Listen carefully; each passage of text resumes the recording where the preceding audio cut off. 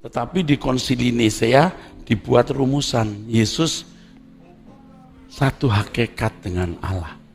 Ya udah, sampai hari ini orang terus yakin bahwa dia sejajar dengan Allah.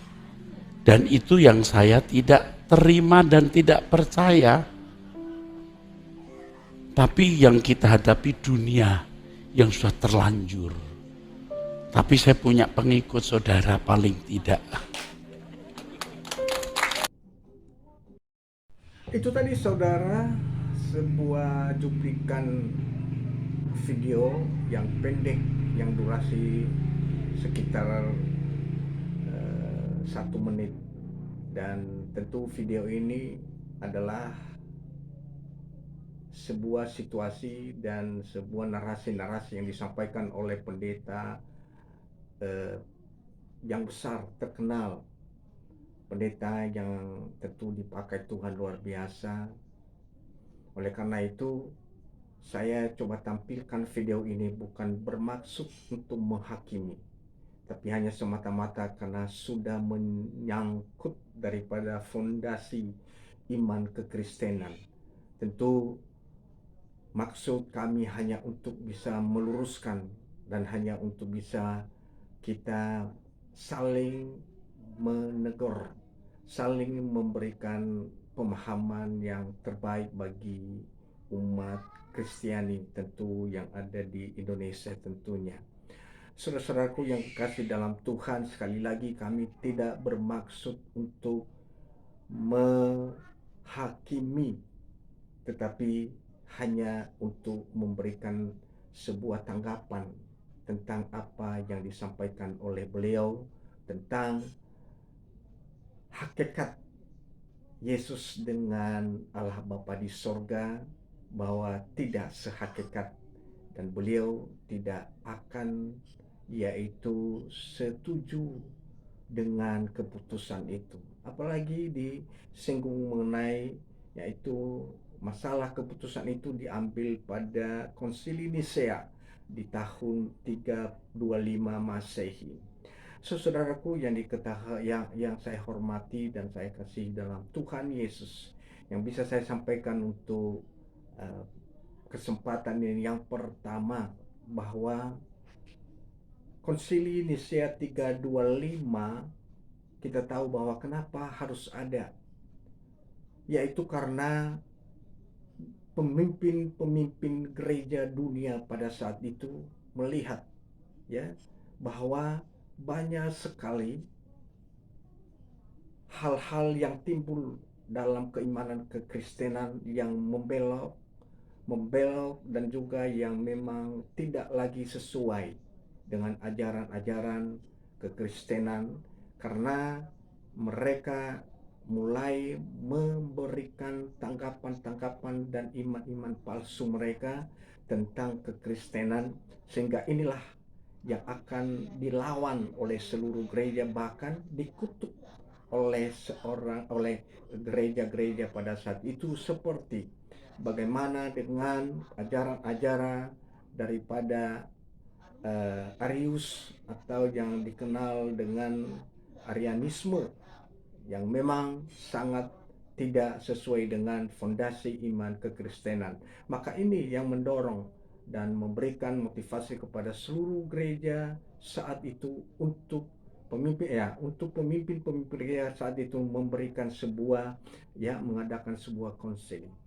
Dan memang kemudian bahwa gereja menetapkan supaya kenapa, agar semua umat kekristenan di dunia tidak akan lagi membelok dari segala apa yang sudah dikanonkan atau yang sudah diputuskan oleh gereja pada Nisea atau pada Konsili Nisea 325 itu, yaitu bahwa ditetapkannya tiga pribadi satu hakikat, Bapa, Putra, dan Roh Kudus. Ini yang tidak bisa lagi diubah, dan ini sudah ketentuan.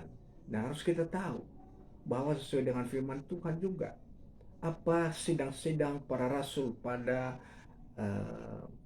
di Yerusalem, yang mengatakan bahwa keputusan Roh Kudus dan keputusan kami. Artinya bukan dengan sebuah keputusan mereka saja dan sebuah naluri mereka, tetapi mereka juga dipimpin oleh Roh Kudus. Ternyata saudara, pada tahap-tahap berikutnya ada konsili Nicea juga di 381. Tentu mereka melanjutkan dengan sebuah ketetapan-ketetapan itu, dan yang sangat yaitu mereka tolak adalah ajaran-ajaran sesat, sehingga mereka akan yaitu kutuk. Ya, mungkin saat ini seperti bagaimana dengan saudara kita saksi Yehova, yang mereka selalu membelok dalam segala ajaran kekristenan. Karena itu, saudara-saudaraku, kita tahu bahwa kekristenan sejak pada zaman gereja mula-mula sampai kepada 325 banyak sekali ya, konsili Nicea 325 banyak yang dihadapi gereja. Banyak yang dihadapi gereja soal dalam yaitu pemahaman teologis. Kemudian saudara, kita lihat bagaimana kemudian ada konsili Konstantinopel baik di tahun 500-an. Mereka juga mulai ada perpecahan-perpecahan gereja, tetapi bukan sebuah yang dikatakan menolak ajaran-ajaran Tritunggal. Nah, kemudian kita tahu bagaimana untuk 900-an ya, 900-an sampai 960 Masehi, bahwa ada perpecahan gereja barat dengan gereja timur pada saat itu. Jadi itulah sejarah-sejarah perpecahan gereja, dan tentu tidak dengan sebuah yang dikatakan itu Trinitas yang mereka tantang. Nah, kemudian kita lihat bagaimana setelah itu, dan ada satu hal ya, yaitu di tahun 1050-an Masehi ada juga perpisahan-perpisahan dan pertentangan-pertentangan antar gereja. Terjadilah di daerah-daerah yang sekarang ada di Roma, bahkan sampai kepada Eropa ya, mereka sedang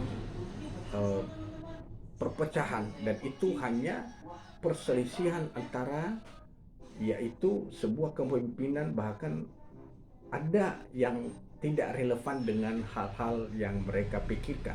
Dan sekali lagi, mereka tidak tentang dengan Trinitas.